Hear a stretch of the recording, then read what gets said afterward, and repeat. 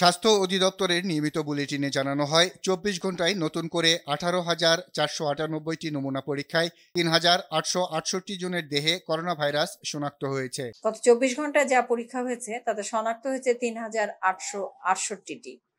২৪ ঘন্টায় শনাক্তের হার ২০.৯১% এবং এ পর্যন্ত শনাক্তের হার ১৮.৭২%। ২৪ ঘন্টায় আরও ১,৬৩৮ জন সহ সুস্থ হয়েছেন ৫৩,১৩৩ জন। এদিকে রাজধানীর মুগদা মেডিকেল কলেজ ও হাসপাতালে নমুনা দিতে এসে শারীরিক দূরত্ব না মেনে লাইনে দাঁড়াতে হচ্ছে। অনেকে আবার রিপোর্ট পেতে কয়েকদিন লেগে যাওয়ার অভিযোগ করেন। এখানকার রিপোর্টটা পাইনি, মানে মেসেজ যাওয়ার কথা যায়নি। হাসপাতালের পরিচালক দাবি করেন নির্ধারিত সময়েই তারা রিপোর্ট দিচ্ছেন, তবে জনবলের সংকট থাকায় অনেক সময় কিছু সমস্যা হচ্ছে।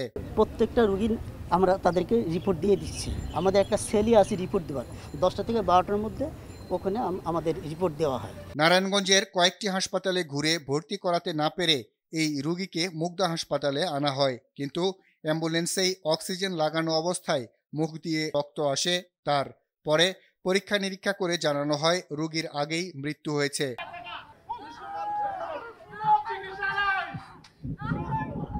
করোনা চিকিৎসার জন্য নির্ধারিত কর্মীটোলা হাসপাতালেও স্বাস্থ্যকর্মী সংকটের অভিযোগ করলেন রোগীর স্বজনরা।